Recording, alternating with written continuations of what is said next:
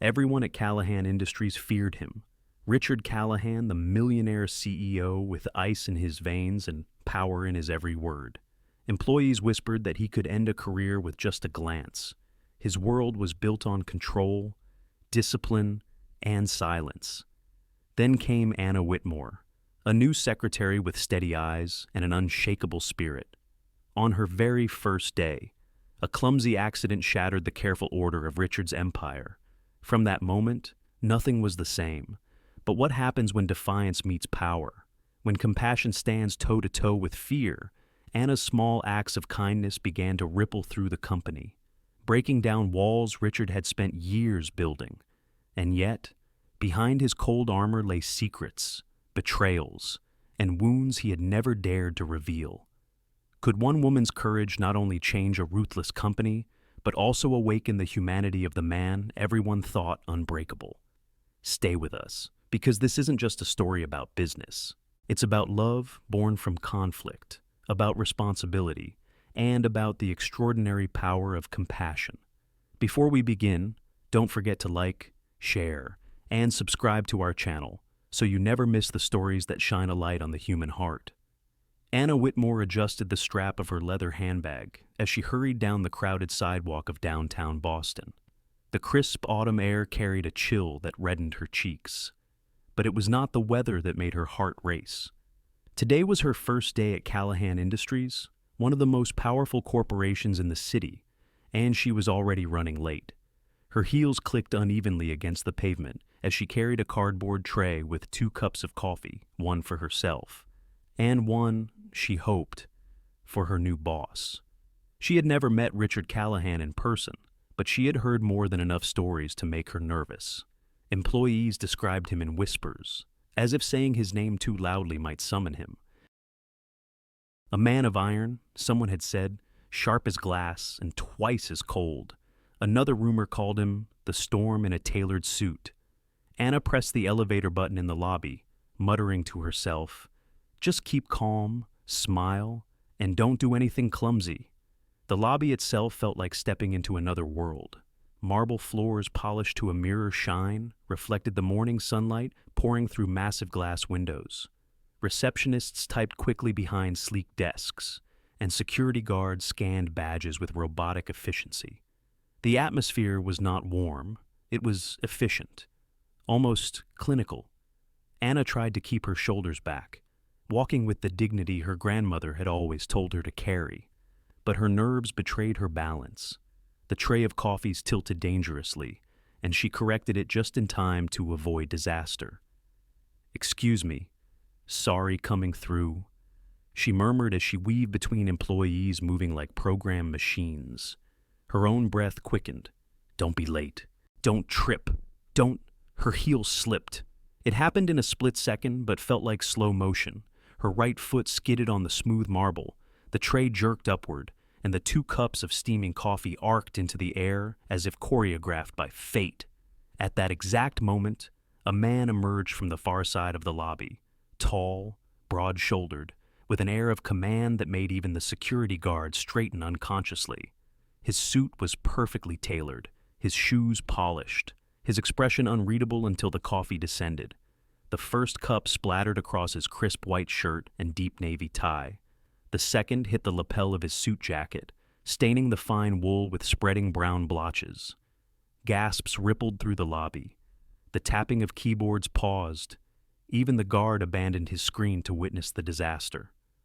Anna froze.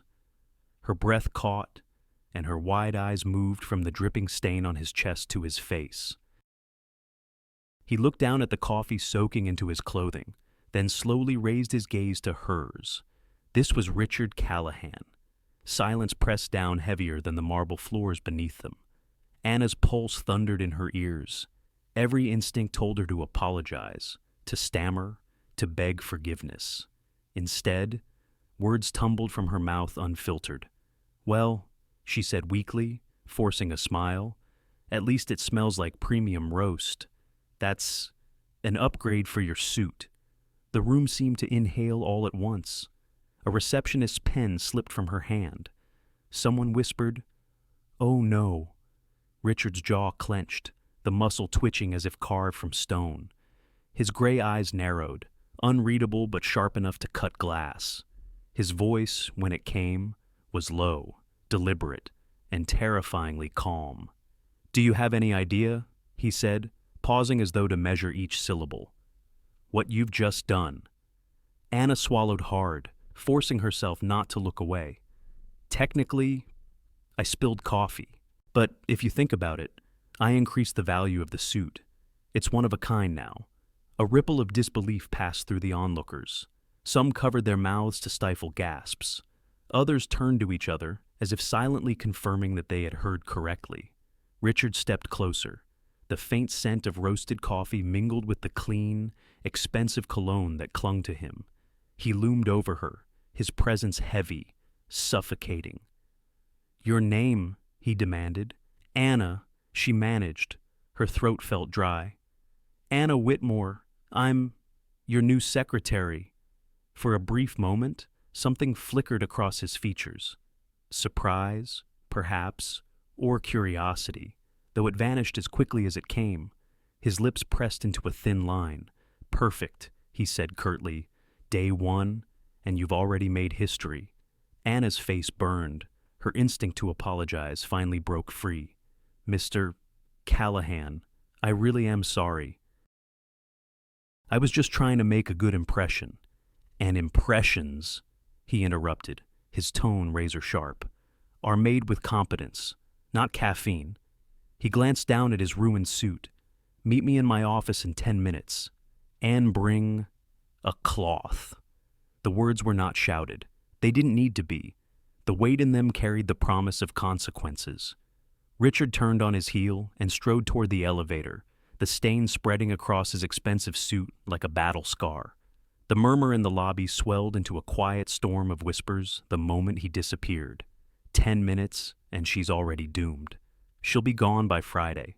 No one survives making him look human. Anna bent down, retrieved the now empty cardboard tray, and exhaled shakily. "Well, Whitmore," she muttered under her breath. "Welcome to the dream job." The elevator ride to the 26th floor felt longer than the train Anna had taken into the city that morning. She clutched the clean cloth she had borrowed from the janitor's supply closet, her palms damp with nerves. Each glowing number on the elevator screen counted down to the moment she would have to face Richard Callahan again. When the doors opened, the hallway was silent, lined with glass offices and muted gray carpet. She spotted his door immediately. It was larger than the others, framed by dark oak, the name Richard Callahan, Chief Executive Officer engraved in brass. "Okay," Anna whispered to herself. "Don't stammer, don't babble, just survive." She knocked lightly. "Enter." His voice carried through the door, low and steady, with the weight of command. Anna stepped inside. The office was as intimidating as its occupant walls of bookshelves, a floor-to-ceiling window overlooking the Charles River, and a desk large enough to host a family dinner. Behind it sat Richard, already changed into a fresh suit, though his tie was loosened as if even he had not fully recovered from the coffee incident. Anna held up the cloth timidly. "I, brought this." He didn't smile. "Set it down." She obeyed, placing it carefully on the desk. Richard leaned back in his leather chair, fingers steepled. He studied her as though she were an equation to be solved. Finally, he spoke. "Miss Whitmore, you've made quite an impression." She braced herself. "Not the good kind. I'm guessing." His eyebrow arched ever so slightly. "I don't tolerate incompetence. If you intend to stay here longer than a week, you will need to prove your worth." Anna's throat tightened, but she forced herself to nod. "Understood." "Good," Richard said. "Then consider this your first test." He reached for a stack of thick folders and dropped them on the desk with a thud that made Anna flinch. "I want every financial report from the last 3 years organized alphabetically, then chronologically, then by relevance. You have until noon." Anna blinked. "Sir, there must be thousands of pages here." "Your problem," he replied flatly. already returning his gaze to a document in front of him. She opened her mouth to protest, then shut it again. "Don't let him see you flinch," Richard continued without looking up. "And while you're at it, I'll need a summary report on staff productivity for each department, color-coded, end of day." Anna exhaled slowly. "Anything else?" "Yes," he said, his voice deceptively casual. "Find me one silver paperclip. Just one, not gold, not bronze, not chrome, silver, for a very important presentation." Her head tilted. A paperclip. "You heard me?" His tone made it clear this was no joke. Anna stared at him for a long moment, her mind scrambling. Then she forced a calm smile. "Of course, Mr. Callahan. One silver paperclip, right away." As she gathered the mountain of folders, she felt his eyes on her. He was waiting for her to crack, to roll her eyes, to complain, but she refused to give him that satisfaction. In the hallway, she nearly collapsed under the weight of the files. Clara Reynolds, a woman from marketing she had met briefly that morning, appeared at her side. "Good Lord, Anna," Clara whispered, helping her steady the stack. "What did he give you?" "A lifetime's worth of paperwork," Anna muttered. "And a scavenger hunt?" Clara's eyes widened. "You're kidding. I wish I were silver paper clip. By 5 o'clock. Clara shook her head. "He does this. Sets people up to fail. No one makes it through the first month." Anna straightened, determination stiffening her spine. "Then, maybe it's time someone did." By mid-morning, Anna had claimed a corner table in the records room. Papers were spread across every surface, sticky notes in neat rows, her pen scratching furiously as she created charts. Her stomach grumbled, but she ignored it. She had bigger battles to fight. Ethan Miller, the nervous intern from accounting, appeared in the doorway holding a stapler like it was a weapon he didn't know how to use. Miss Whitmore. The stapler. It's jammed again." Anna took it from him with a smile. "It's just Anna. And don't worry, Ethan, staplers are like people. Sometimes they need a little patience." She pried out the bent metal and handed it back. His face brightened. "Thanks. Most people just tell me to figure it out myself." "Well," Anna said, "most people need more coffee. Real coffee. Not that sludge in the break room." Ethan laughed awkwardly, then glanced at the piles around her. "Are you seriously doing all of this by noon?" "Apparently," she grinned wryly. "Pray for me." At 11:55, Anna marched back into Richard's office with 3 binders, each tabbed, color-coded, and labeled with painstaking precision. She placed them neatly on his desk, alphabetical, chronological, and by relevance, she said, her voice steady despite her exhaustion. Richard looked up, skepticism in his eyes. He opened one binder, flipped through the pages, then set it down. His expression didn't change, but she noticed the faintest pause, as though he hadn't expected her to actually complete the task. And the productivity report, Anna handed him a folder filled with charts drawn in Seabright marker, each floor, broken down by department. Fun fact, employees on the 3rd floor are 20% more productive when there are fresh bagels in the kitchen. Richard's eyes flicked to hers. "Bagels? Human beings. Mr. Callahan," Anna said softly. "They run on more than spreadsheets." He didn't reply. His gaze lingered on her for a moment, longer than necessary, before he set the folder aside. And the paperclip, Anna reached into her pocket and placed a single gleaming silver clip in the center of his desk. His eyes narrowed. "Where did you find it I have my ways?" she said, hiding a small smile. In truth, she had spent 20 frantic minutes borrowing from nearly every office on the floor until she found one. Silence stretched between them.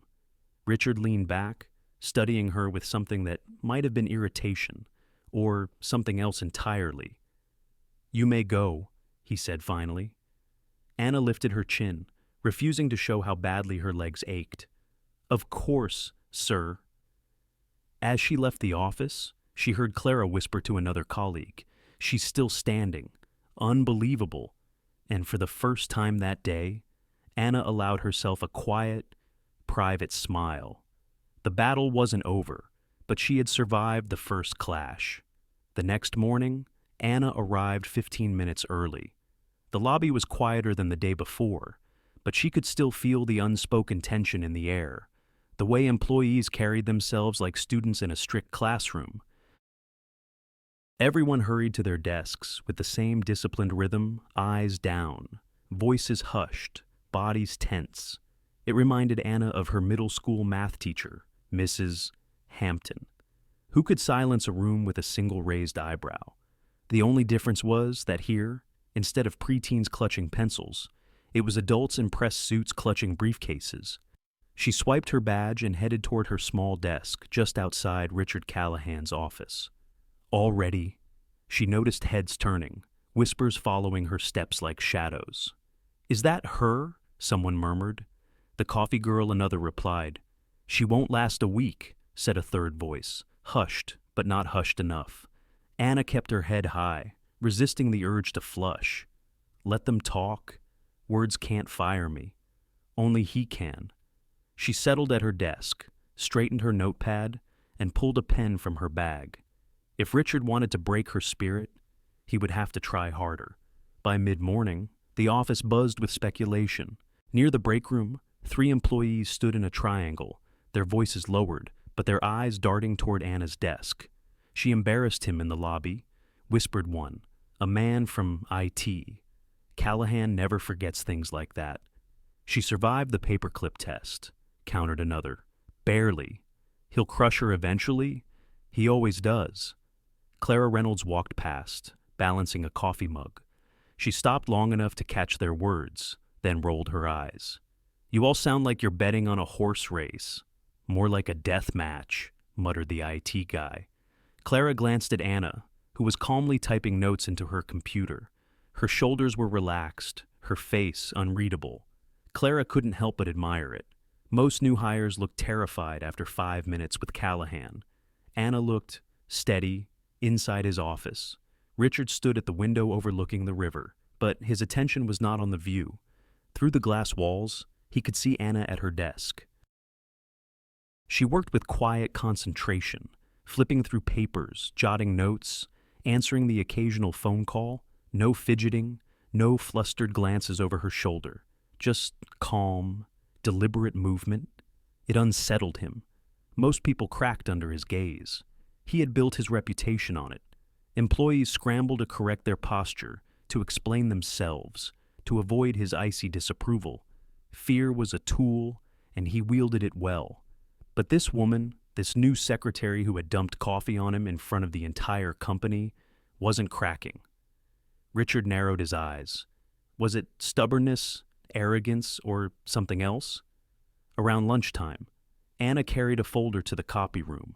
She passed Mary Johnson, the janitor, who was mopping near the elevators. "Morning, Miss Anna," Mary said softly.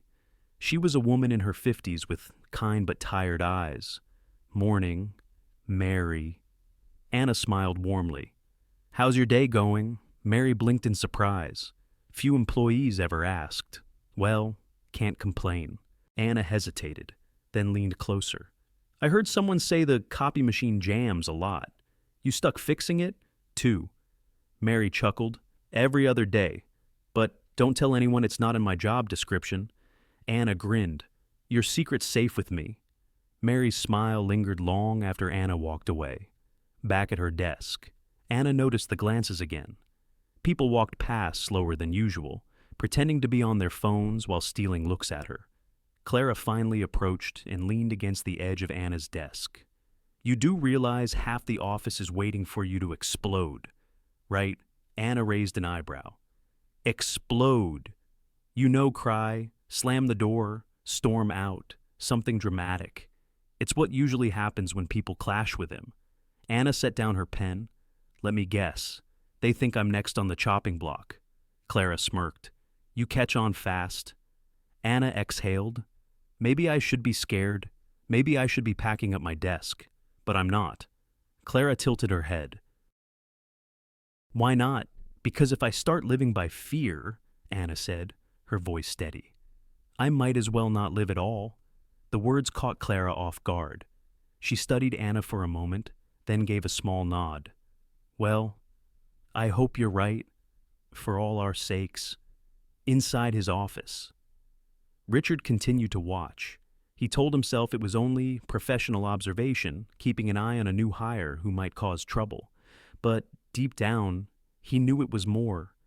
Something about her composure bothered him. Employees were supposed to fear him, not meet his challenges with quiet defiance. He built his empire on control, and yet, with every calm smile she gave, Richard felt that control slipping. He turned back to his desk, jaw tight. He would find her weakness. Everyone had one. At 3 o'clock, the tension in the office thickened when Richard's door opened. His voice carried across the floor. Miss Whitmore, my office. Now.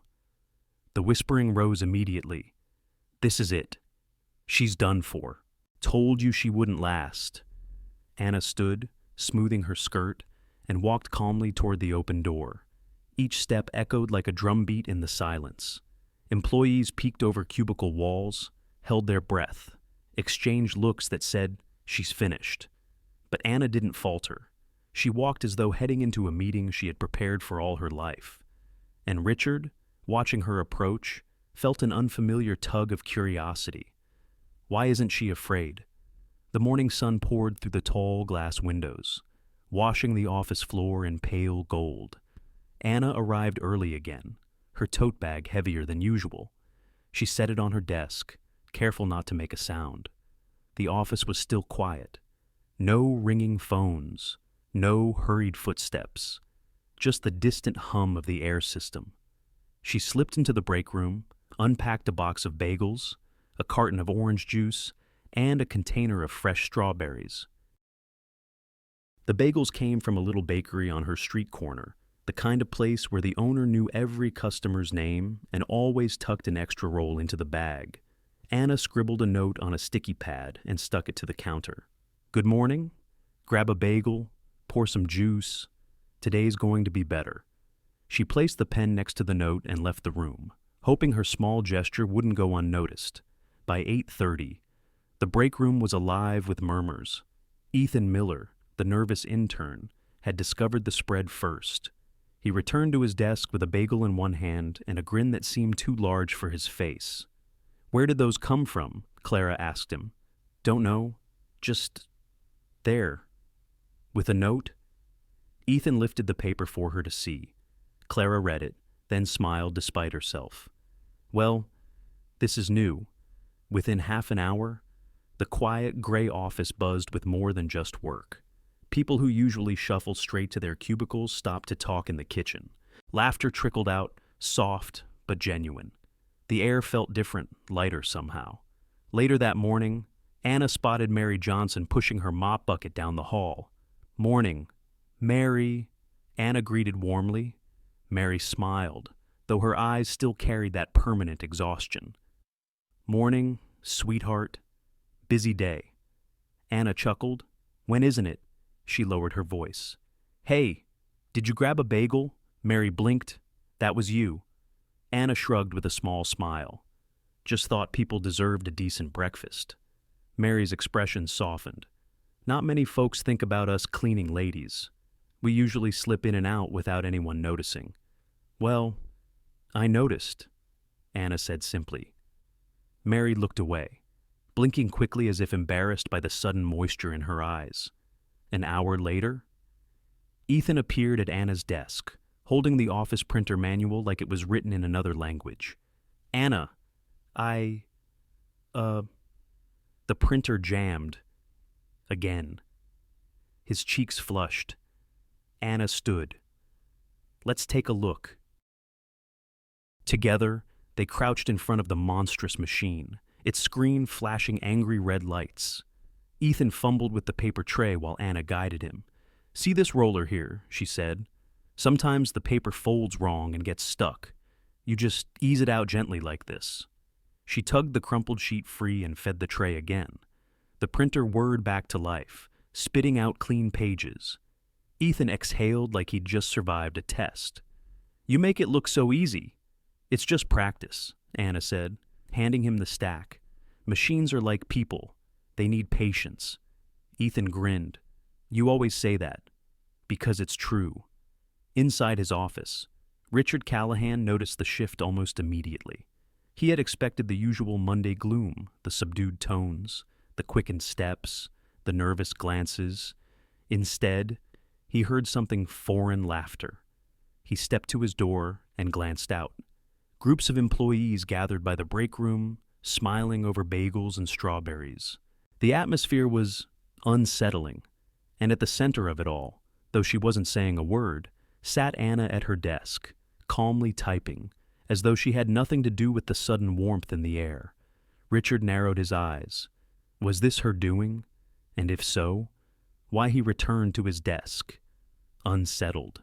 He prided himself on controlling every variable, every outcome. Yet here was an influence he hadn't planned for, hadn't ordered, hadn't authorized. At noon, Clara stopped by Anna's desk, lowering her voice. It was you, wasn't it? Anna looked up innocently. What was me? The bagels, the fruit, the note. Anna shrugged, feigning casualness. Maybe. Does it matter? It does when half the office is smiling for the first time in months. Clara leaned closer. You have no idea what this place is usually like. Everyone walks on eggshells.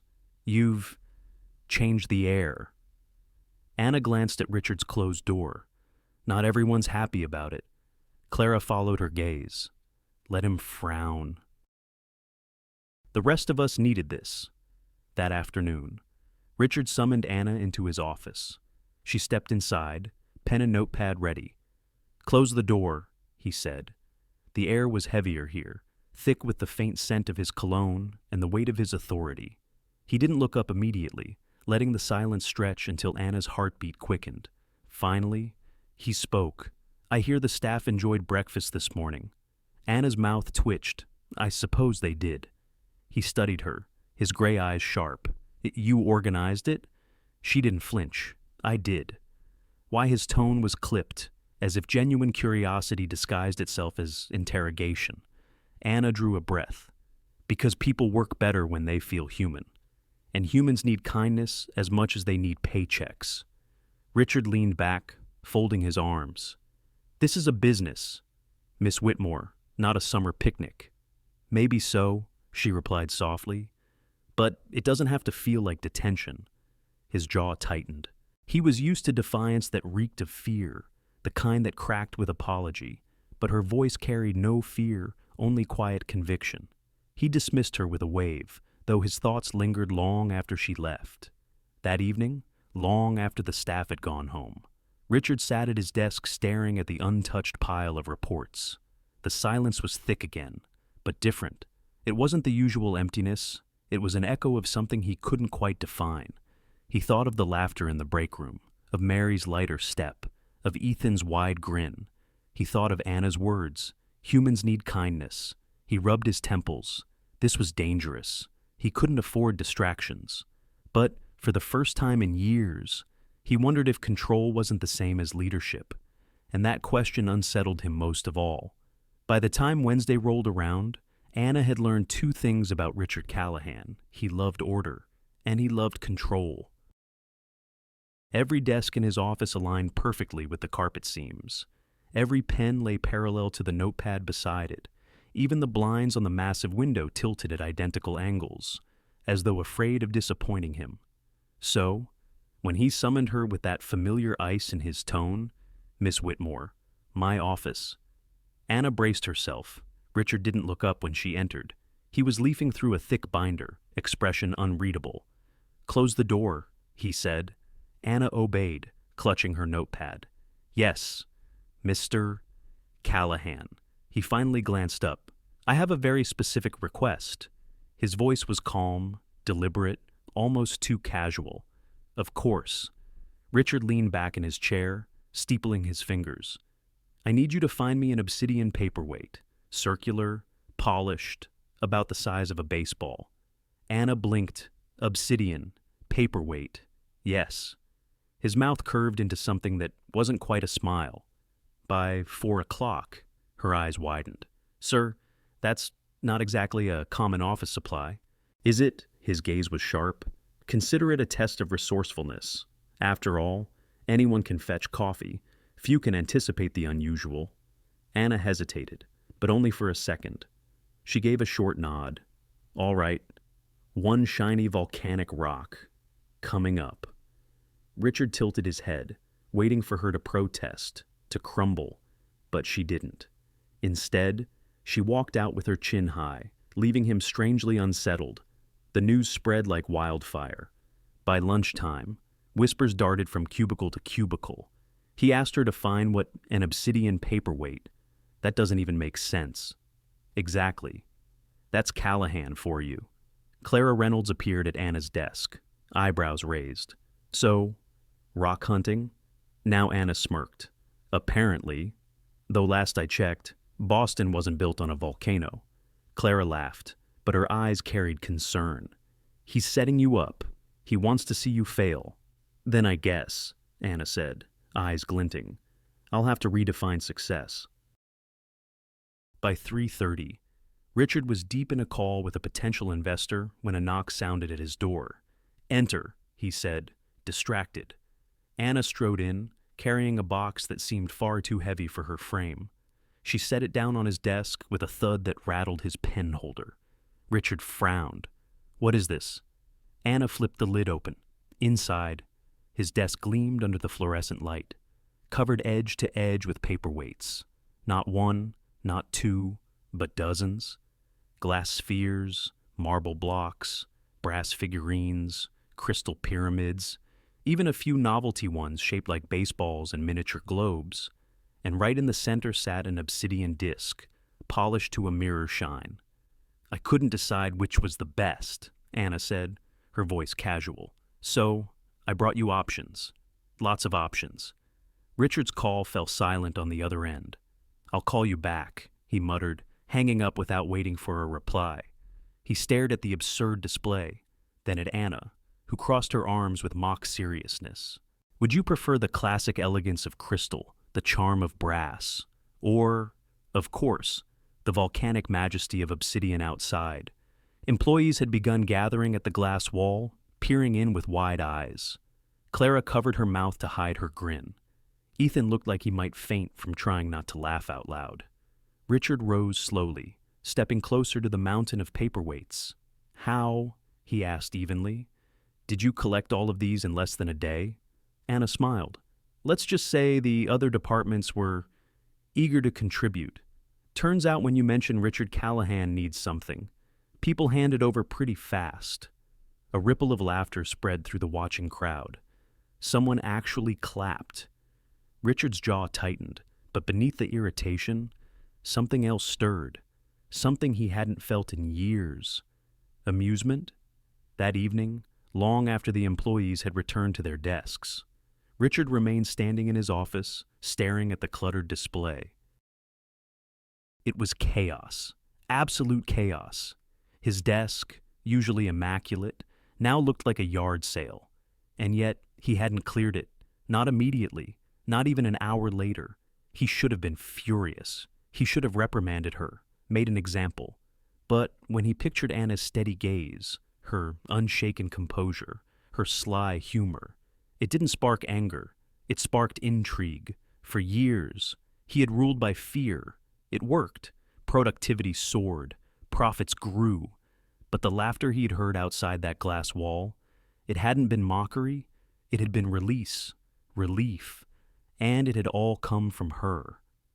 Richard sank into his chair, picking up the obsidian disc from the center of the pile. It fit perfectly in his palm, cool and smooth.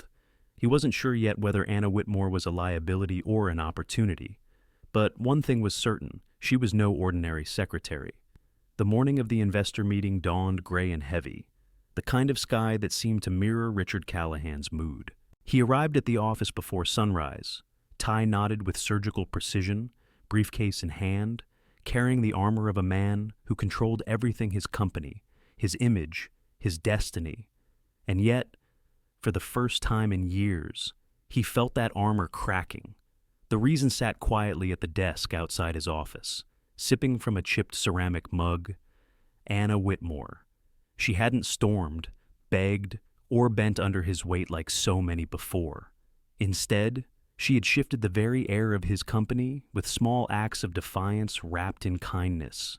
The laughter in the halls, the energy in the break room, even the bold mountain of paperweights that still cluttered his office, it all traced back to her.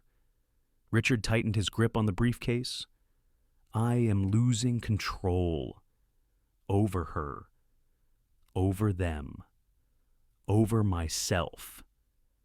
At 9 o'clock sharp, the boardroom filled with the kind of people whose signatures could shift millions of dollars with a flick of a pen. 5 investors, polished and powerful, took their seats at the gleaming mahogany table. Richard entered with his usual poise, every step measured. Behind him, Anna carried a tray of coffee and water, her presence quiet but impossible to ignore. Gentlemen, Ms. Prescott. Richard nodded crisply. Acknowledging each face, he connected his laptop to the projector, the first slide already glowing on the screen. Let's begin. The numbers rolled out like clockwork: quarterly growth, streamlined costs, projections that gleamed with promise. Richard's voice was steady, confident. Efficiency, control, inevitability. These were his weapons. But halfway through the presentation, Anna frowned. She stood at the side of the room, arranging cups, but her eyes lingered on a chart projected on the wall. Something didn't add up. The decimals. The totals, they told a different story. Richard clicked to the next slide, unaware. As you can see, our revenue grew 15% over the last quarter. Excuse me? Anna's voice cut in. The room fell silent. Investors turned, eyebrows raised. Richard froze mid-sentence, his hand still on the clicker. Slowly, he turned his head. Miss Whitmore. His voice was low, edged like glass. Anna swallowed but lifted her chin. I think there's an error. In the third quarter totals. Richard's jaw tightened. This is not the time. But Anna stepped closer to the screen, her finger pointing to the numbers. If you add the departmental revenues separately, the sum isn't 15%. It's closer to 12. The room went still. You could almost hear the tick of Richard's expensive watch. Margaret Prescott, the sharp-eyed investor at the end of the table, leaned forward. Is that correct? Richard's pulse thudded in his ears. Our accounting team verified these figures. I double-checked them yesterday, Anna said, her voice steady now, gaining strength from the silence. I stayed late to review the finance reports. The decimals were rounded up in several places. When corrected, the overall increase is 12.3%. Still growth, still strong, just not exaggerated. The investors exchanged looks. One of them, a silver-haired man named Warren Ellis, let out a low whistle. That's refreshingly honest. Richard's fingers tightened around the clicker. Every instinct screamed at him to shut her down, to reassert control, to remind the room who commanded this company. But the weight of the investor's stares held him. Anna pulled a folder from the tray she had carried in. She opened it to reveal hand-drawn charts, color-coded with meticulous care. I prepared a corrected version. If you'll allow me. Margaret accepted the folder, scanning the pages with interest, remarkably thorough. How long did this take you? 2 hours last night, Anna admitted, her cheeks warming. Numbers don't lie, and neither should we. The words landed like a hammer. Truth, spoken in a room built on polished surfaces and carefully spun narratives. For a long moment, Richard said nothing. The investors flipped through Anna's charts, murmuring, and then, to his shock, Warren Ellis chuckled. Callahan, I must say you've got yourself a secretary with sharper eyes than most analysts I know. The others nodded in agreement. Margaret tapped her pen against the folder. Honesty builds more trust than inflated numbers. I appreciate the correction.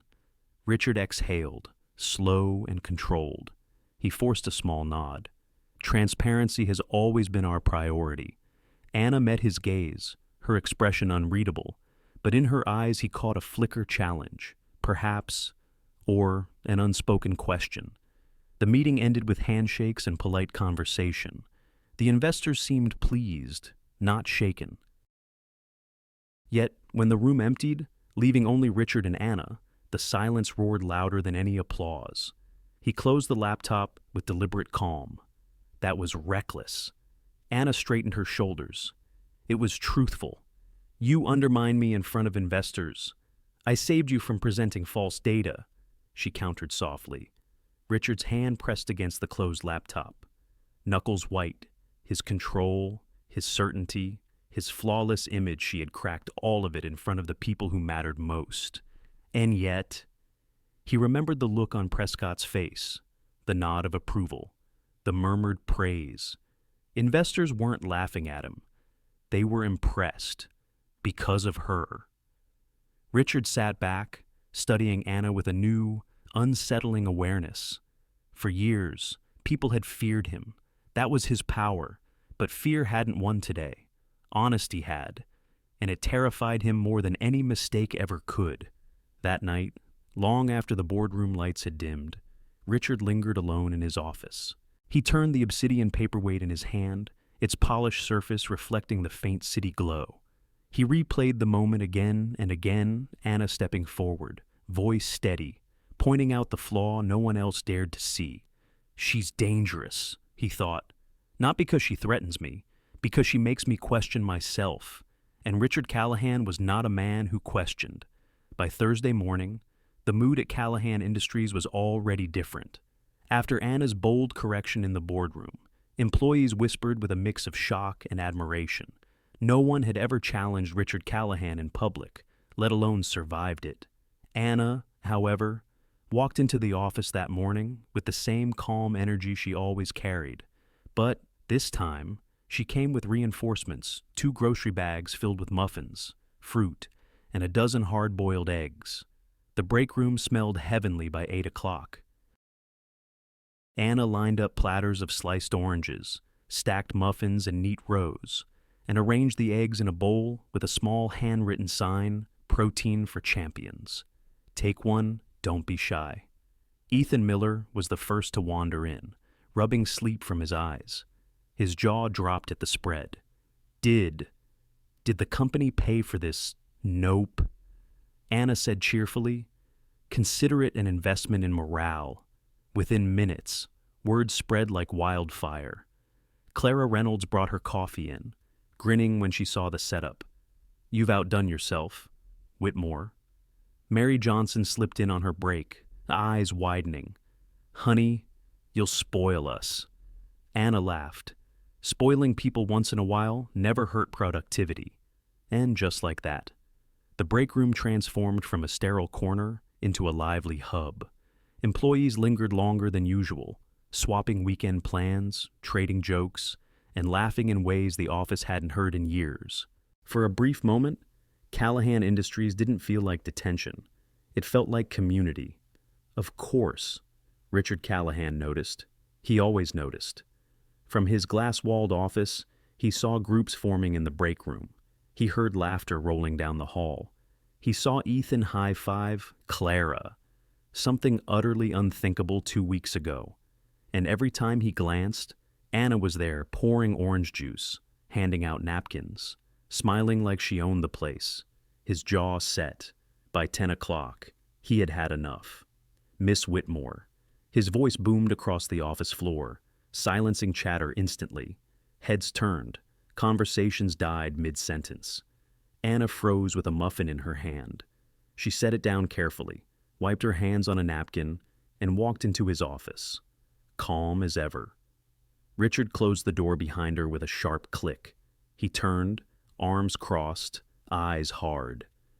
"What do you think you're doing?" Anna tilted her head. "Feeding people breakfast? This is not a cafeteria." "It is a business." His words cracked like a whip. "I run a company, not a summer camp." Anna's lips curved into the faintest smile. "You noticed the laughter. I noticed distraction." He snapped. "Lost time, reduced efficiency. Do you have any idea how many billable hours were wasted this morning over muffins? She didn't flinch. Do you have any idea how much productivity you've gained by reminding people they're human? His eyes narrowed. Explain. Anna stepped closer, her voice steady but laced with conviction. They work in fear, Mr. Callahan. Fear of you, fear of mistakes, fear of losing their jobs. Fear might push people to work harder for a while, but it burns them out. What happened this morning? That wasn't distraction. That was relief. That was energy. That was loyalty growing. Richard's jaw tightened, but she pressed on. You want numbers. Watch what happens this week. People will work harder because they feel seen, because they feel part of something. Muffins and oranges didn't weaken your company. They strengthened it. The silence that followed was heavy, charged. Richard's gray eyes bored into hers, searching for weakness, arrogance, naivete, but he found none, just calm certainty. Finally, he said, almost a whisper, "You presume too much." Anna met his gaze evenly. "No, I observe too much for you to ignore." For a heartbeat. Richard couldn't speak. No one had ever stood in his office and spoken to him like that. Employees stammered, pleaded, apologized, but this woman stood like stone, daring him to deny the truth she had laid bare. Outside the office, whispers resumed. Clara leaned toward Ethan. She's still standing. Ethan shook his head, eyes wide. She's not just standing, she's fighting. Mary, pushing her mop nearby, allowed herself a quiet smile. About time, someone did. Back inside. Richard turned to the window, gripping the sill so tightly his knuckles whitened. Boston stretched out beyond the glass, the river glittering under the pale sun. He tried to anchor himself in the view, in the order of the city grid below, but Anna's words clung to him. They work in fear. Fear burns them out. Kindness strengthens loyalty. For years, he had dismissed such ideas as weakness. He had clawed his way to the top by demanding perfection, by ruling with iron precision. Yet the echoes of laughter from the break room still rang in his ears, mocking his certainty. He turned back to her at last. "If you're wrong, you're finished here." Anna's voice was soft but firm. "If I'm wrong, I'll leave on my own. But I don't think I am."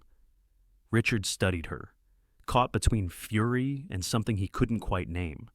Amusement, admiration, or perhaps fear not of her, but of the way she chipped at the armor he had spent decades building. "Go," he said finally. Anna inclined her head, turned, and left the office without looking back. When the door closed behind her, Richard exhaled, slow and heavy.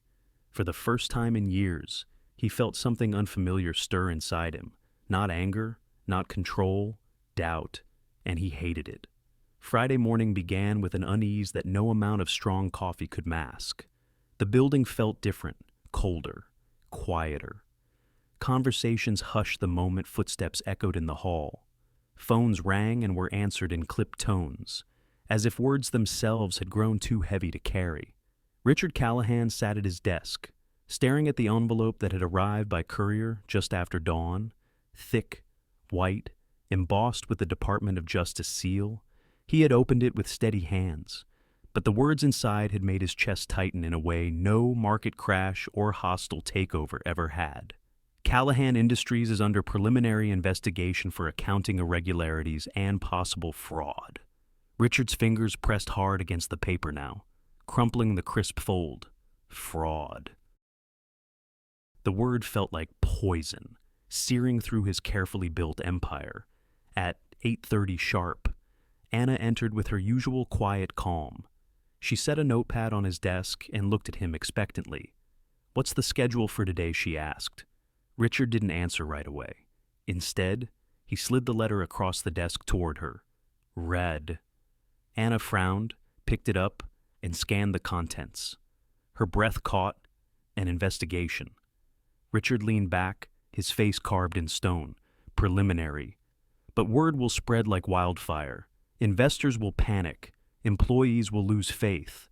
And if the press gets hold of this, His voice trailed off, but the weight of the threat hung heavy in the air. Anna lowered the letter slowly. Is it true? His eyes flashed.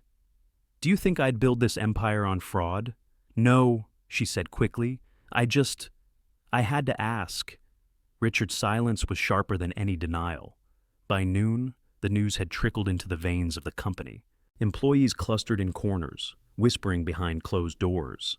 The once buoyant energy Anna had sparked was smothered under fear. Clara caught up with Anna in the hallway. Is it true? Are we under investigation? Anna hesitated. It's being looked into. Clara's face paled.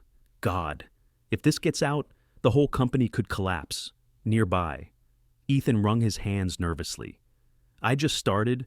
My dad's going to kill me if I lose this job. Anna put a reassuring hand on his arm. Breathe. Ethan, don't panic yet. But inside, her own stomach churned. Richard called an emergency meeting with his top executives. Anna sat quietly along the wall, taking notes, though every word dug deeper into her chest. Victor Hale, the CFO, adjusted his glasses nervously. We should consider preparing a public statement, something to reassure investors. Reassure them with what snapped another executive. We don't even know what they're accusing us of. Victor cleared his throat. We know there have been discrepancies, adjustments in quarterly reports, nothing illegal, perhaps, but enough to raise eyebrows if scrutinized. Richard's gaze sharpened. Adjustments. Victor shifted uncomfortably. Minor rounding. Timing of revenue recognition, common practices. Richard, everyone does it. Everyone isn't under investigation. Richard said coldly. The room fell silent. Anna watched Richard's face closely. He wasn't a man easily rattled, but she saw the flicker of doubt in his eyes, the way his hand tightened on the edge of the table. For the first time, the storm seemed to shake him. That evening, the office emptied out faster than usual. Fear lingered like smoke after a fire, and no one wanted to breathe it longer than necessary. Anna lingered at her desk, staring at the letter Richard had left on her notepad. She traced the embossed seal with her fingertip, her mind racing. She had a choice. She could protect herself, keep her head down, wait for the investigation to unfold, and walk away if the company collapsed. Or she could step into the storm with him. Her grandmother's voice echoed in her mind, words she had heard 1,000 times growing up when someone is drowning. You either reach out your hand or turn your back, and what you choose says more about you than about them. Anna closed her eyes, breathing deeply. She could still see the employees' faces, Clara's worry, Ethan's panic, Mary's quiet fear. They depended on this company, on their paychecks, on the hope that tomorrow would still bring stability. If she walked away, she was no better than anyone else who bowed to fear. She opened her eyes, resolve hardening. She wouldn't walk away. Richard was still in his office when Anna knocked softly on the door. He looked up, eyes shadowed with exhaustion. Still here, he asked. So are you, she replied gently. He gave a humorless smile. This is my ship. If it sinks, I go down with it. Anna stepped inside, closing the door behind her. Then maybe you shouldn't face the storm alone. Richard studied her carefully. You're not obligated to stand by me. When this blows up, no one will blame you for leaving. She met his gaze steadily. Maybe, but I'd blame myself. For the first time that day. Richard's composure faltered. His voice dropped, almost a whisper. Why risk yourself for me? For this Anna's heart thudded, but her voice was steady. Because people here matter. Because this company is more than numbers on a balance sheet. And because... She hesitated, then finished softly. Because you're not the monster everyone thinks you are. The silence between them stretched, heavy with unspoken truths. Finally, Richard exhaled, leaning back in his chair. You're either incredibly brave or incredibly foolish. Anna gave a small smile. Maybe both. For the first time in days, Richard felt a crack in the suffocating weight around him. Not relief, Not victory, but something steadier. Something like hope. The rain had been falling since late afternoon, soft at first, then heavier as twilight descended. By the time the office stood nearly empty, the windows of Richard Callahan's corner office were streaked with silver rivulets, the storm outside echoing the turbulence inside. Anna lingered at her desk, unsure if she should leave him alone. She had never seen him like this, shoulders tight, gaze distant. The usual armor of confidence cracked by the weight of that investigation letter. At last, she gathered her courage and knocked softly. "Come in." Richard's voice was quieter than usual. Anna stepped inside, closing the door behind her. He wasn't at his desk, but standing by the window, hands in his pockets, watching the storm roll across the city. The lights of downtown Boston blurred through the rain. "Still here?" he asked without turning. She nodded. "I thought maybe you shouldn't be alone tonight." Richard gave a faint, humorless chuckle. "I've been alone most of my life. Tonight's no different." Something in his tone made Anna pause. She had grown used to his sharp edges, his clipped commands, the way he could make an entire boardroom hold its breath. But this sounded less like arrogance and more like resignation. She took a tentative step closer. "Richard, can I ask you something?" His shoulders tensed, but he nodded. "Why do you keep everyone at arm's length? Why do you make people afraid of you?" For a long moment, she thought he wouldn't answer. Then, slowly, he turned from the window. His face looked older in the dim light, stripped of its usual control. "Because it's the only way I was taught to survive." Anna frowned gently. "What do you mean?" He hesitated, then crossed to his desk. From the bottom drawer, he pulled out a worn leather folder. Without a word, he laid it on the table between them. Anna opened it carefully.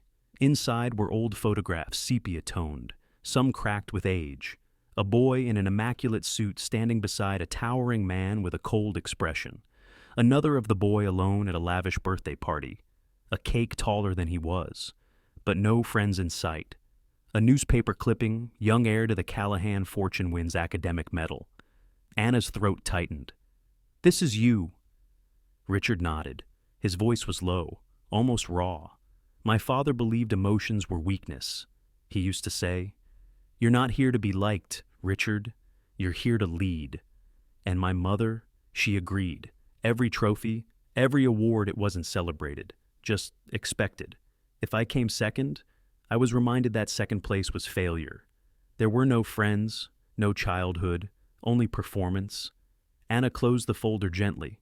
She looked at him, really looked at him not as the feared CEO, but as the boy in those photos, standing alone in rooms full of people. "That's a lot for a child to carry," she whispered. Richard gave a small, bitter smile. "It teaches you something, though. Don't expect kindness, don't rely on anyone, and for God's sake, never show vulnerability. People smell it like blood in the water." Anna studied him for a long moment.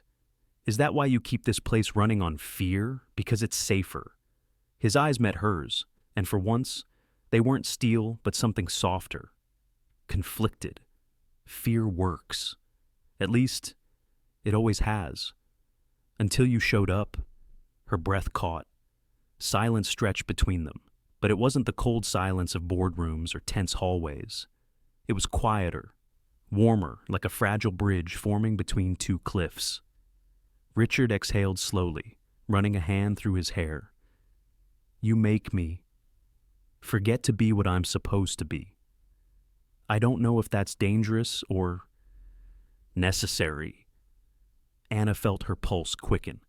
She had never imagined hearing words like these from him. "Maybe it's not about what you're supposed to be," she said softly. "Maybe it's about who you really are." He looked at her then. Really looked, as if trying to decide whether she was an ally or a threat. In her calm eyes, he found no judgment, only understanding. And it shook him more than any accusation ever could. For Anna, the moment was equally unsettling. She had spent weeks thinking of him as the tyrant boss, the immovable wall, but now standing inches apart. She saw not a fortress, but a man worn thin by years of carrying impossible expectations. Something stirred in her chest, part sympathy, part admiration, part something she dared not name. She broke the silence with a gentle smile.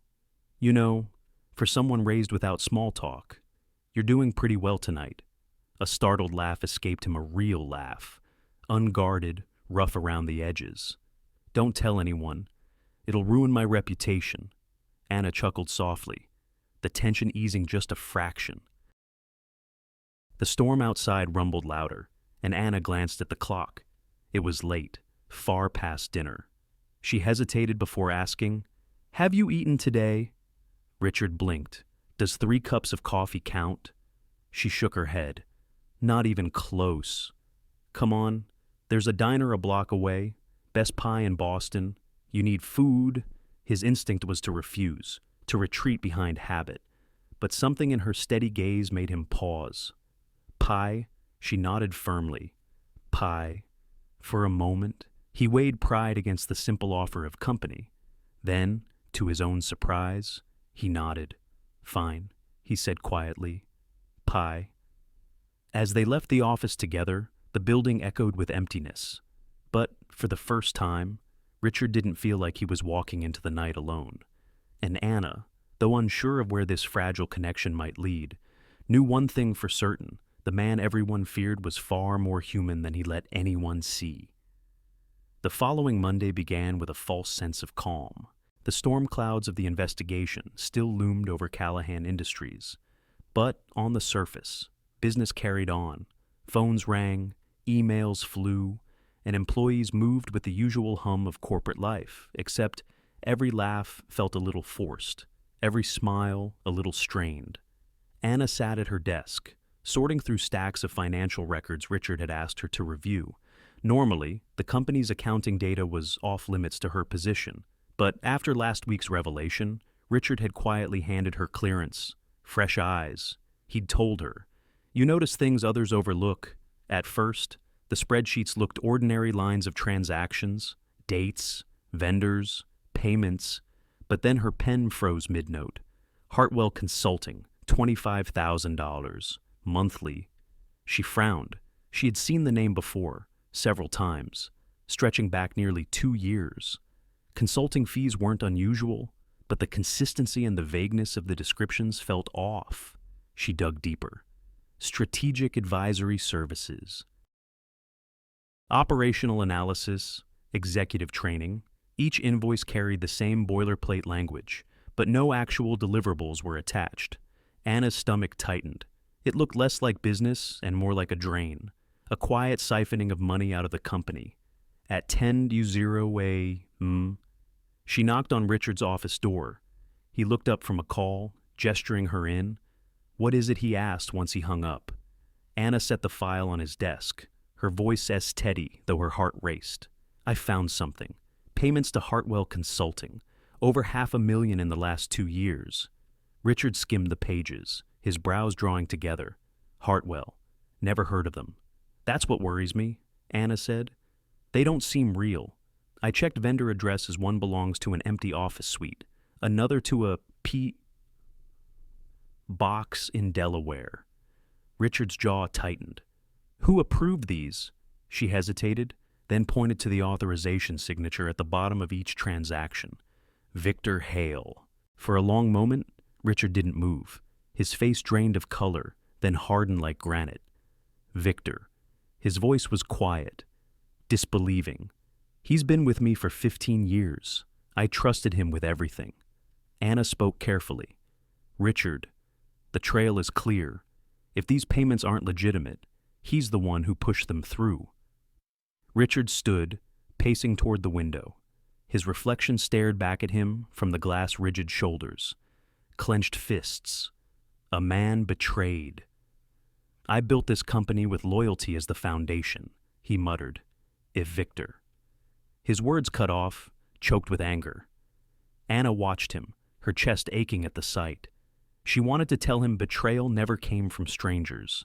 It came from those closest. But she stayed quiet, giving him space. Finally, He turned back. We can't confront him without proof. If I accuse him and I'm wrong, I'll fracture the only stability this company has left. Anna nodded. Then we gather evidence. Real evidence. He studied her, eyes narrowed. That could be dangerous. If Victor suspects, then we'll be careful, she interrupted. But if we stay silent, the investigation will eat us alive. The DOJ won't care about loyalty. They'll care about the paper trail. And right now, that trail leads straight to him. Richard exhaled sharply, rubbing the back of his neck. For once, he didn't look like the invincible CEO. He looked human-cornered, tired, but still standing. You'd risk this. For me, he asked quietly. For the company, she corrected gently. Then, softer. And maybe for you too. Their eyes held for a moment longer than either intended. That afternoon, they worked in secrecy. Anna combed through old files, piecing together suspicious payments. Richard pulled archived board minutes, noting when Victor had steered decisions. The deeper they dug, the darker it looked. Not just Hartwell consulting other shell companies, too, each draining small sums that, when combined, reached millions. Always under Victor's oversight, always disguised as routine expenses. By dusk, the office was quiet again. Anna stretched, exhaustion in her bones. Richard leaned over the table, staring at the mountain of documents. It's worse than I imagined, he admitted. If this gets out, then we make sure the right story gets out first, Anna said firmly. Not rumors, facts. Victor has to be exposed, but on our terms. Richard looked at her, surprise flickering in his eyes. You sound like a general planning a war. Anna smiled faintly. Maybe I am. You taught me well. But later, as the office lights dimmed, Richard lingered alone in his chair. He thought of Victor Hale, his colleague, his confidant, the man who had stood beside him through mergers and crises. Had it all been a lie, he remembered a night 10 years ago, when Victor had sat with him until dawn, crunching numbers to save a failing deal. He remembered the loyalty toast after their first billion-dollar quarter. He remembered laughing yes, laughing with the man who now might be bleeding his company dry. The betrayal cut deeper than he cared to admit. When Anna returned with 2 cups of coffee, she found him staring into the darkened city. She set 1 cup gently in front of him. Richard, she asked softly. He shook his head, his voice low. I can face regulators, investors, the press, but betrayal, that's harder. Anna hesitated, then said quietly, maybe betrayal is just another way of saying the wrong person held your trust. It doesn't mean trust itself was wrong. He looked at her then, and something shifted in his gaze. Not just gratitude, but the faint glimmer of something more dangerous hope. Together, they sketched out the beginnings of a plan. Anna would continue tracking suspicious payments. Richard would test Victor with small, staged opportunities bait to see if he took it. And when they had enough evidence, they would hand it not to gossip or rumor, but to the authorities themselves. It was a fragile alliance, born of necessity. But in the quiet hum of the nearly empty office, as storm clouds rolled past the glass windows, it felt like the start of something larger, something that might either save them or destroy them both. The ballroom shimmered under the glow of crystal chandeliers, every surface polished to perfection, every guest dressed like they belonged in the society pages of the Boston Globe. Waiters glided between clusters of silk gowns and tailored tuxedos, trays of champagne glasses balanced with balletic grace. Anna adjusted the simple but elegant navy dress she had borrowed from her cousin, suddenly self-conscious amid the glittering gowns. She had expected to feel out of place, but what made her chest tighten was the man walking beside her, Richard Callahan. Tall, composed, devastating in a charcoal suit that seemed cut from authority itself. He had offered her his arm at the entrance, the gesture casual, but when her hand rested on his sleeve, she felt the subtle tension beneath his calm. "You're nervous," she murmured as they passed into the glittering room. Richard's mouth twitched. "I don't get nervous. You just clench your jaw until your teeth break." A quiet huff of amusement escaped him, almost a laugh. Focus. Anna, we're here for a reason. That reason was Victor Hale's connection. The mysterious shell companies traced back to this very circle of benefactors, the wealthy donors and consultants who frequented Boston's charity circuit. Somewhere in this room, Anna and Richard hoped to spot the shadowy link they needed to expose Victor. But to get close, they had to blend in. And blending in meant appearing less like CEO and secretary, more like a couple. As if reading her thoughts, Richard leaned slightly closer, lowering his voice. If anyone asks, you're my guest. More than that, He hesitated, the word foreign on his tongue. Partner? Anna arched an eyebrow. Partner? It's simple. Believable. She smiled faintly. Believable I've been contradicting you since day one. Who's going to believe I'm willingly at your side? Richard shot her a sideways glance, the barest ghost of a smile tugging at his lips. Maybe tonight, you'll surprise them. They made their way through the crowd, offering polite nods, shaking hands. Richard's presence commanded attention. People leaned in, eager to bask in the aura of Callahan Industries' formidable leader. But when Anna was introduced, the curiosity shifted. Your secretary, one woman asked, her pearls glittering under the lights. Richard's hand settled at the small of Anna's back, protective, deliberate. My partner, he corrected smoothly. She has an eye for details I trust. The woman's smile faltered, then brightened again. But Anna caught the flicker of surprise in her eyes. Partner? The word sounded different in Richard's voice.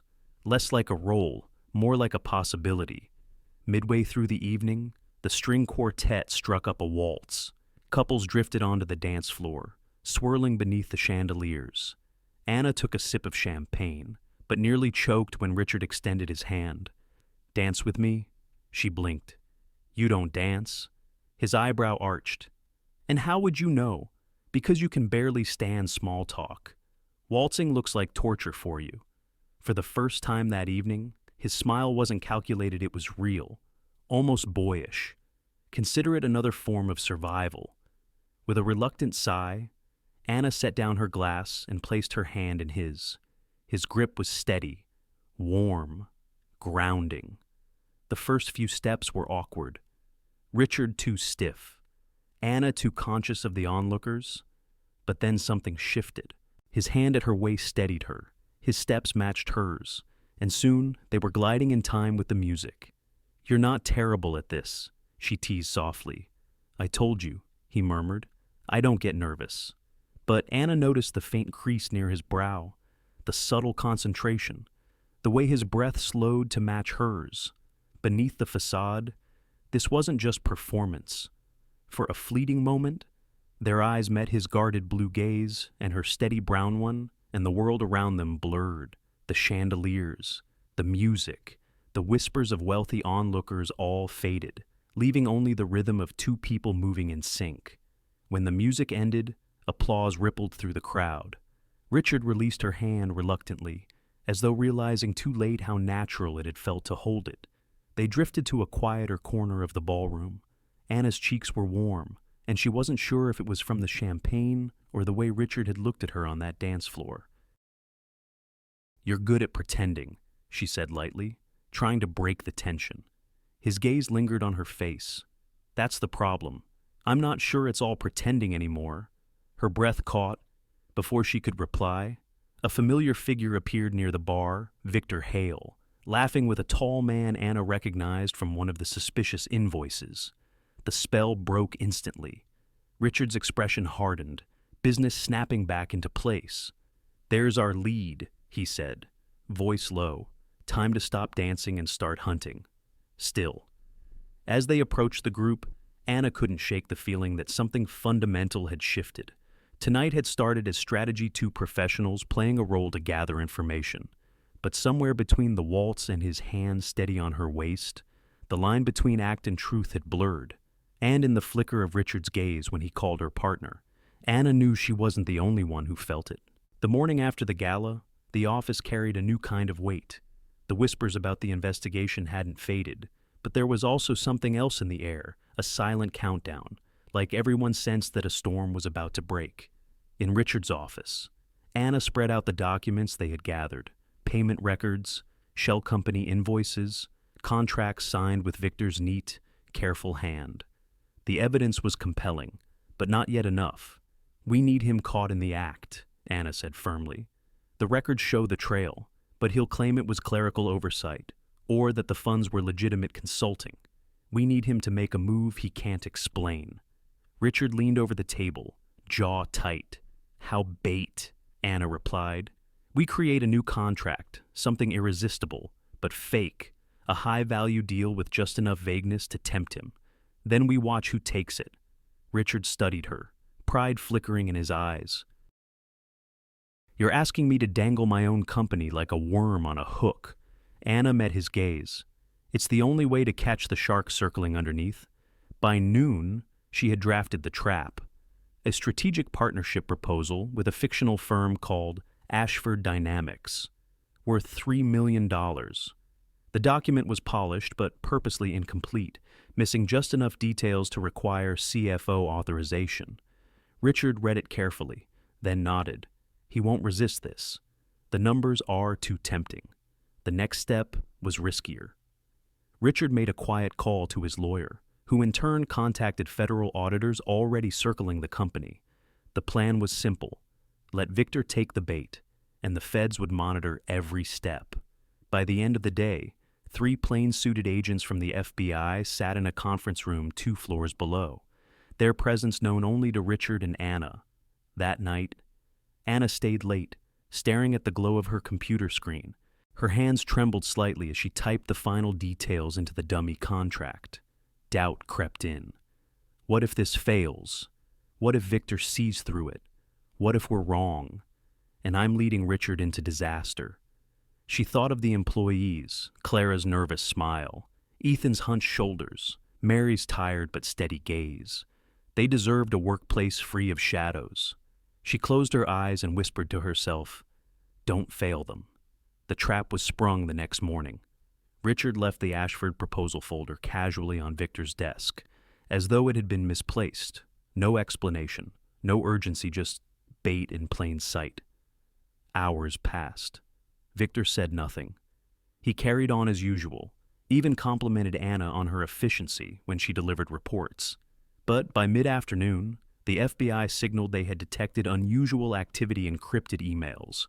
A private phone call routed through a shell domain. Richard and Anna sat in his office, pretending to review quarterly numbers while their hearts pounded in unison. At 3:27 p.m., Victor walked in. He held the Ashford folder in his hand, his expression smooth. "Richard," he said lightly, "I think I can fast-track this one. I'll get signatures in place by tomorrow." Richard's grip tightened on his pen. "Good," he said evenly. "Handle it." Anna kept her face calm, but inside her chest, her heart raced like a drum. When Victor left, Richard exhaled sharply. He took it. Anna nodded, her palms damp. Now we wait. The FBI agents worked through the night. By dawn, they had traced Victor's moves. He had funneled the Ashford contract through the same shell networks as Hartwell Consulting. Money hadn't moved yet, but the intent was undeniable. At 7:20 a.m., the agents briefed Richard and Anna in hushed tones. "This is enough. We'll intercept his next transfer. By the time he tries to make it official, we'll be there." Richard sat back, silent, absorbing the weight of betrayal made real. Anna watched him closely, seeing not the untouchable CEO, but a man about to confront the collapse of trust he had built over years. Later that morning, as Richard prepared for the confrontation, Anna found herself standing by the window in his office. Her reflection looked pale, uncertain. What if he loses everything anyway, she thought. What if exposing Victor only destroys the company further? She wrapped her arms around herself, shivering despite the heat humming through the vents. She thought of her grandmother's words again. "You don't measure courage by the size of the storm, but by whether you step into it." Anna turned, steadying her breath. She wouldn't step back now. By noon, the stage was set. Victor walked into the boardroom, carrying the Ashford contract, his face composed as ever. Richard sat at the head of the table. Anna stood quietly near the back, her notepad in hand, though she wasn't there to take minutes. She was there as a witness. "Richard," Victor began, placing the folder on the table. "I've finalized the details. Just need your signature." Richard looked at him evenly. "Funny. Because I don't recall approving Ashford Dynamics as a partner." Victor's brow flickered, just slightly. It came through standard channels. Richard leaned forward, voice low. "And yet, Ashford doesn't exist." The silence that followed was suffocating. Before Victor could respond, 2 FBI agents stepped into the room, badges flashing. "Victor Hale," one said firmly. "We need you to come with us." Shock rippled across his face. For the first time in years, the man known for his composure faltered. "This is a mistake," Victor sputtered. "Richard." "Tell them." Richard's jaw clenched. "I trusted you. Victor, you betrayed this company. You betrayed me." As the agents escorted Victor out, murmurs spread through the hallways. Employees peeked from offices, eyes wide. The myth of Richard Callahan's invincible company had cracked, but so had the shadow that poisoned it. In the quiet that followed, Richard slumped slightly in his chair, running a hand across his face. Anna approached slowly. "You did it," she said softly. He looked at her, eyes tired but fierce. "We did it."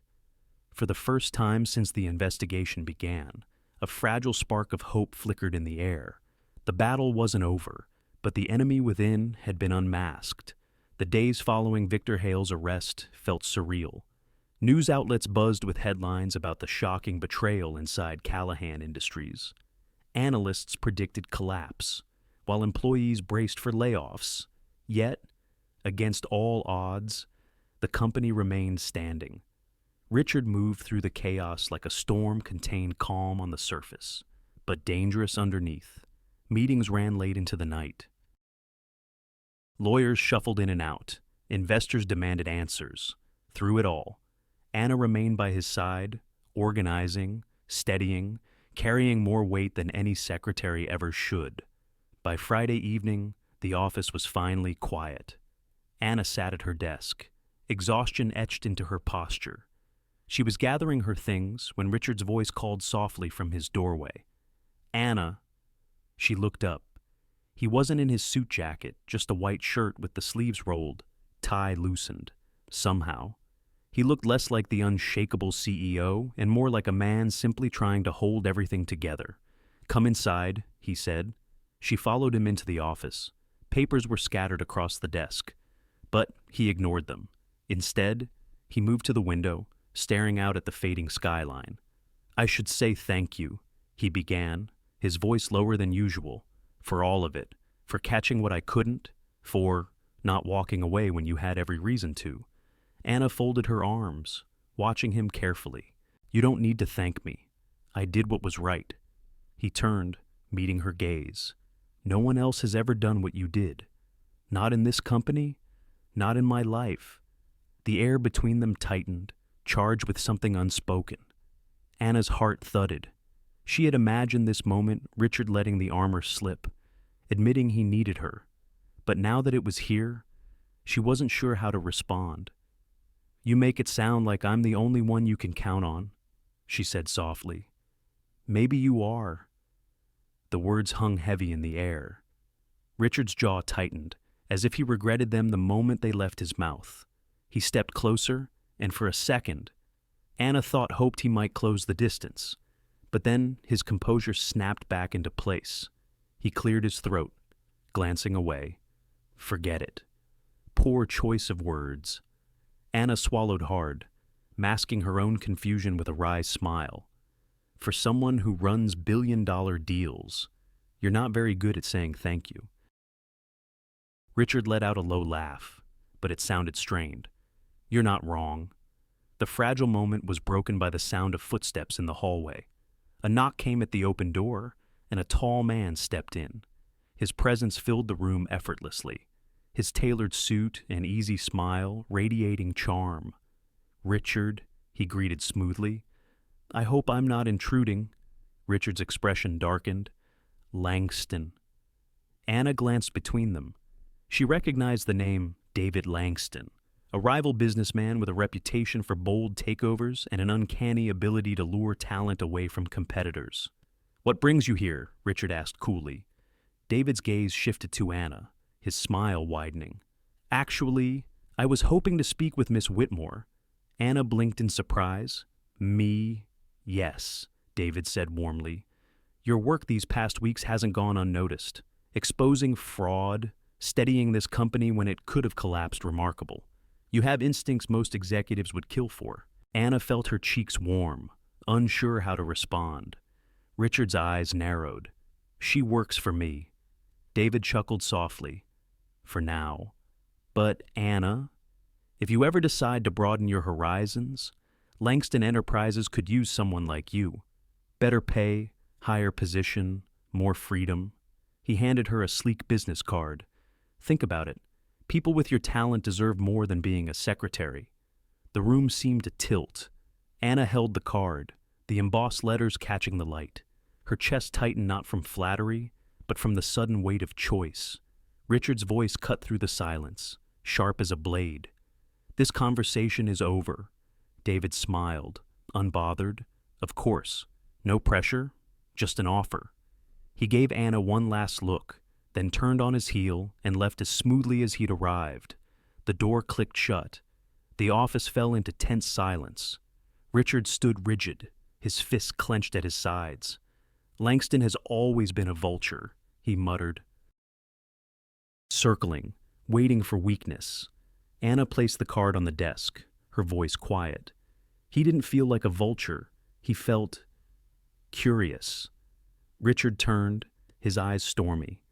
"Curious about stealing you away." She met his gaze evenly. "Is that what this is about? Or is it that you don't like the idea of me choosing something for myself?" The words slipped out before she could stop them, but once spoken, they hung heavy in the air. Richard froze. For a moment, he looked less like the powerful CEO and more like a man blindsided by his own emotions. Anna exhaled, softening her tone. "I'm not saying I want to leave. I'm saying maybe I need to know I'm not just surviving here because of loyalty or pity, or because you don't know how to say thank you." Her words landed with precision, piercing through his armor. Richard's mouth opened, then closed again. His usual arsenal of sharp replies failed him. Instead, he stepped back, struggling for composure. "Anna," he began, but the rest of the sentence never came. She gave him a small, bittersweet smile. "Think about it. You're not the only one with choices to make." And with that, she gathered her bag and left the office, leaving Richard staring at the embossed card glinting under the lamplight. That night, as the city lights flickered against the storm-dark sky, Richard sat alone in his office. He picked up David Langston's card, turning it over in his hand. He should have felt anger. He should have felt betrayal at the thought of Anna even considering another offer. But what he felt most was fear, not of losing his company, of losing her. The following week at Callahan Industries moved with a tension that hung heavier than the Boston humidity. Victor's arrest had steadied the company's reputation, but the cracks inside its walls had not fully healed. Investors still questioned, employees still whispered. And in the middle of it all, Anna carried David Langston's business card in her purse like a stone she couldn't put down. At her desk, she caught herself staring at it more than once. The embossed letters seemed to whisper possibilities: independence, recognition, a chance to step out from Richard's shadow. But every time the thought grew tempting, another voice followed. What about him? What about the man who trusted you when no one else did? The man who showed you his scars? She exhaled heavily, pressing the card between the pages of her notebook, as if hiding it could quiet the choice. That evening, Richard called her into his office. He stood by the window again, his silhouette outlined against the glow of the Charles River at dusk. "You've been distant," he said without preamble. Anna blinked. "Distant. You hardly look me in the eye anymore," he pressed. You leave early. You avoid conversations. She folded her arms. Maybe I'm just thinking about Langston's offer. His tone sharpened, like steel on stone. Her breath caught. So, that's what this is about. Richard turned, his jaw tight. You don't belong with him. Anna's heart thudded. And why not? He sees potential in me beyond fetching coffee and organizing files. You think that's all I see you as? Richard's voice rose, uncharacteristically raw. Anna, you've done more for this company than half the board combined. You've saved me from mistakes, from betrayal, from myself. Don't you understand? You matter here. His words should have warmed her. Instead, they tangled into confusion. So I matter. Because I'm useful to you. Richard stepped closer, struggling for words.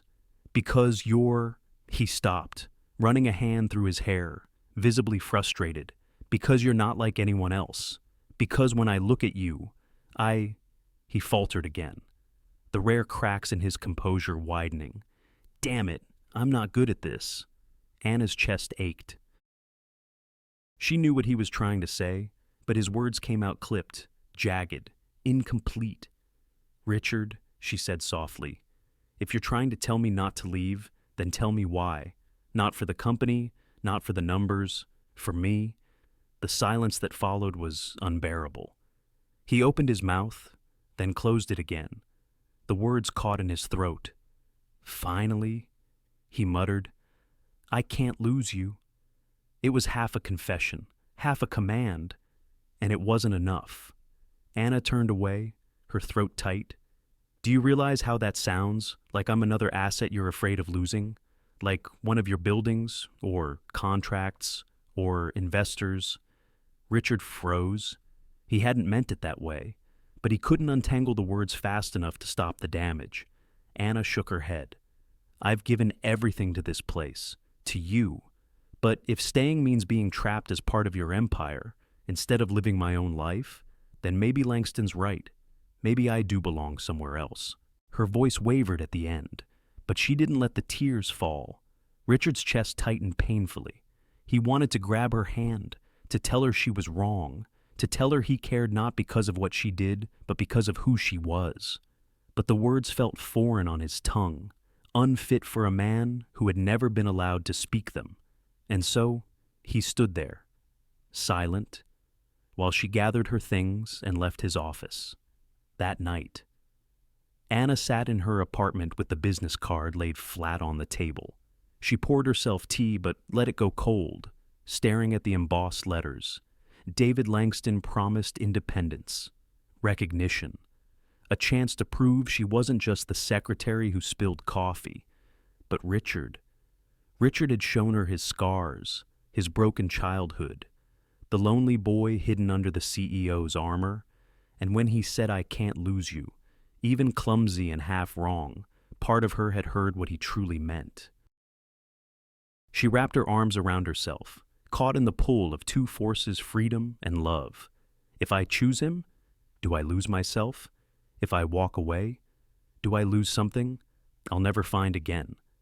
The questions circled until the city outside her window blurred. Meanwhile, Richard sat alone in his darkened office, his tie abandoned on the desk, his head in his hands. He replayed every word she had said, every look he had failed to understand, every moment he could have told her the truth but didn't. Fear had been his shield for so long, but now it threatened to take from him the only person who had seen past it. You matter here. He had said it like a CEO, not like a man, and Anna deserved more than that. For the first time in years, Richard Callahan wasn't worried about investors, contracts, or reputation. He was worried about losing Anna Whitmore. The following Monday, the sky over Boston was gray, heavy with the threat of rain. Anna walked into Callahan Industries with her shoulders squared, a decision already sealed in her heart. David Langston's offer still lingered in her mind like a sweet perfume, enticing, flattering, almost impossible to ignore. Yet, over the weekend, she had realized something simple. Her story wasn't finished here. Not with these people. Not with Richard. When she stepped off the elevator, She was met with the usual hush of conversations, the sideways glances that had followed her since her very first day. But something inside her had shifted.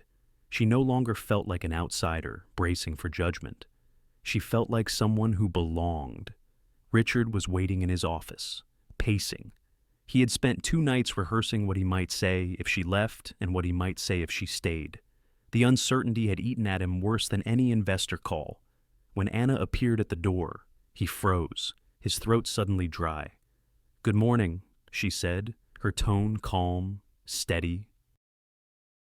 "Anna," his voice cracked slightly, betraying the storm inside. Have you decided?"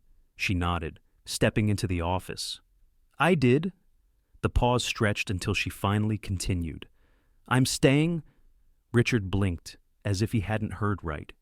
You're staying." "Yes." She allowed herself a small smile. "Because I believe in this company, and because, despite everything, I believe in you." Relief flooded his face, but she raised a hand before he could speak. "But Richard, if I'm going to stay, things have to change, not just between us, but for everyone who works here. This place can't survive on fear anymore." Her words struck him harder than any investor critique. For a moment, he just stood there, staring at the woman who had once spilled coffee on his $1,000 suit, and who now held the power to reshape his entire world. Then, slowly, he nodded. "You're right. Fear built this empire, but it won't sustain it. Not anymore." That afternoon, the company gathered in the auditorium for an unscheduled meeting. Employees whispered nervously, some fearing layoffs, others expecting another stern lecture. Richard stood at the podium, but this time, his expression was different, less severe, more human. Anna stood to the side, her quiet presence steadying him. "I owe you all an apology," Richard began, his voice echoing through the room. "For too long, I believed results mattered more than people. I cut corners, cut benefits, and cut away at the spirit of this place. That ends today." Gasps rippled through the audience. "Effective immediately," he continued, "all employee benefits will be restored.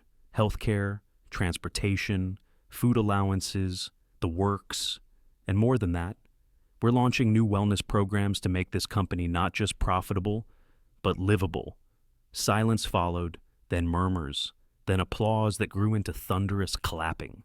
Some employees even stood. Anna felt her throat tighten as she watched faces light up. Mary from the cleaning crew, Ethan from accounting, Sandra from IT. For the first time, Callahan Industries felt alive. After the meeting, Anna found Richard in his office, loosening his tie. He looked exhausted, but lighter, as if he had set down a burden he'd carried for years. "That was brave," she told him. He gave a wry smile. "It was overdue. You were right all along. Anna, they're not just employees. They're people, and they deserve better than what I've given them." She stepped closer, her voice softening. "And what about us?" Richard's eyes searched hers.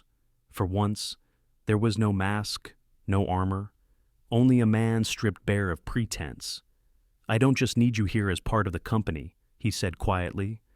"I need you in my life, not because you fix my mistakes or make me look good, but because with you, I finally remember what it feels like to be human." Anna's breath caught. For weeks, she had waited for him to say something that wasn't tangled in pride or half-phrased commands. And now, here it was, simple, vulnerable, real. Tears welled in her eyes, but she smiled through them. "Took you long enough."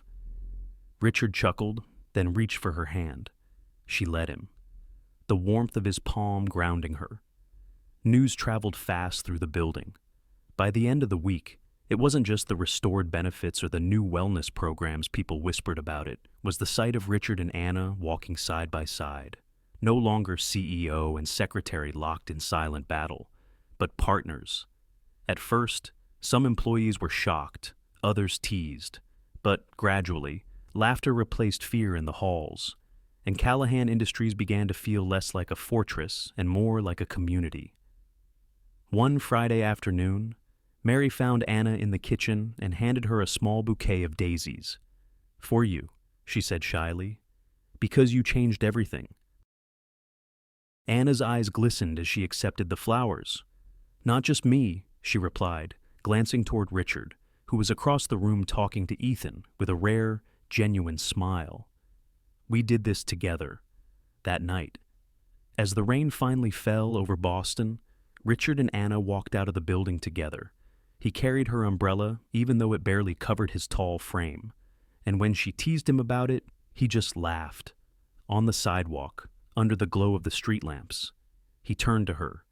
"You know," he said, "for years I thought strength meant control, power, never showing weakness. But you taught me that strength is also about caring, about letting people in." Anna tilted her head, her smile tender, and about spilling coffee once in a while. He laughed, shaking his head. "I'll never live that down. Will I not a chance?" The rain pattered softly around them as he leaned closer, his voice low. "Anna Whitmore, you've changed everything for me, and I don't want to hide it anymore." Before she could answer, he kissed her, not rushed, not desperate, but steady and sure. A promise. When they pulled apart, Anna whispered, "Finally." And for the first time, Richard Callahan felt like a man who had not just won back his company, but his heart. 6 months later, Callahan Industries no longer felt like the same company. The walls were the same, the lobby still polished marble, the desks neatly aligned, but the spirit inside had changed. Gone were the stiff silences, the nervous glances when Richard walked by. Instead, laughter spilled through the halls like sunlight after a storm. Break rooms buzzed with conversations, not whispers of fear. Employees took coffee breaks without guilt, and for the first time in years, people actually looked forward to coming in each morning. The difference was visible in faces Mary no longer hurried through her cleaning rounds. With weary resignation she now smiled, her cataract surgery behind her, her eyes clear and bright. Ethan, once timid and nervous, had grown into his new role with confidence, often stopping to help others with the very printer he used to curse. Sandra from IT had become the office's unofficial morale booster, organizing Friday trivia sessions that Richard surprisingly sometimes attended. And Richard himself had softened. It hadn't been overnight. He still had his sharp edges, still demanded excellence, but the fear was gone. In its place stood respect, and even something like affection. Employees greeted him with ease. Some even joked with him, something unthinkable half a year ago. Anna saw the change most clearly. Each day she watched him exchange small kindnesses holding the elevator, listening to someone's idea, remembering birthdays. They were gestures so small they could have gone unnoticed, but together they built something far greater trust. Her own role had evolved too. No longer Richard's secretary, she was now director of special projects, a title that gave her freedom to design initiatives that kept the company humane and thriving. Flexible hours, child care support, mentorship programs. The list grew each month. She spent her days weaving humanity into the machinery of business, and she loved it. And every evening, when the office lights dimmed, Richard walked her home. It was on one of those walks, late in February, that Richard paused outside a small bakery on Tremont Street. The snow had just begun to fall, dusting the city in white. "Let's go in," he said suddenly. Anna laughed. "You in a bakery?" What happened to the man who thought pastries were a waste of productivity? He gave a sheepish grin. That man learned better. Inside, the air was warm, filled with the scent of cinnamon and fresh bread. Richard ordered 2 coffees and a box of sugar-dusted donuts. When they sat by the window, Anna noticed his hands fidgeting, his usual composure absent. She tilted her head. "You're nervous." He tried to deny it, but the truth was plain. Finally, he reached into his coat pocket and pulled out a small velvet box. Anna's breath caught. 6 months ago, Richard began, his voice softer than she'd ever heard it. You walked into my life with a tray of coffee and managed to upend everything I thought I knew. You challenged me, you infuriated me, and you saved me. He opened the box. Inside lay a simple gold ring, elegant and unadorned. I don't need a grand speech, he said, his eyes locked on hers. I just need you, not as my employee, not as my director, but as my partner in this company, in this life. Anna Whitmore, will you marry me? The bakery seemed to fall silent. Snowflakes drifted outside the window. Anna felt tears prick her eyes, but she smiled through them, her heart steady and full. Richard Callahan. If you think I'm going to let you run this company and your life without me keeping you honest, then yes. Absolutely yes. Richard let out a breath he hadn't realized he was holding, slipping the ring onto her finger. It fit perfectly, as if it had always been meant to. Around them, a few customers clapped softly, and the bakery owner wiped his eyes with a napkin. Richard chuckled, embarrassed but happier than he'd ever been. Anna leaned across the table and kissed him, the taste of sugar and coffee mingling with the warmth of something deeper, something lasting. The next morning, news spread quickly through the office. Some employees cheered, others pretended to be shocked, and Mary brought in flowers from her garden, even though it was still winter, saying they were for luck. Ethan grinned ear to ear, and Sandra announced she was already planning the engagement playlist. For once, Richard didn't mind the teasing. He even laughed when someone taped a sticky note to his office door that read, "Warning, soft-hearted CEO inside." Anna stood at his side, her hand resting gently in his, and together they looked out over the company they had rebuilt, not just stronger, but kinder. That evening, as they left the office, Richard paused in the lobby. "You know," he said thoughtfully, "for years I thought success was measured in numbers, in charts, in quarterly growth, but now I think it's measured in something else." Anna squeezed his hand. "And what's that?" He looked at her, his voice steady. "In how many lives you make better along the way." Anna's heart swelled. "Then I'd say we're doing pretty well."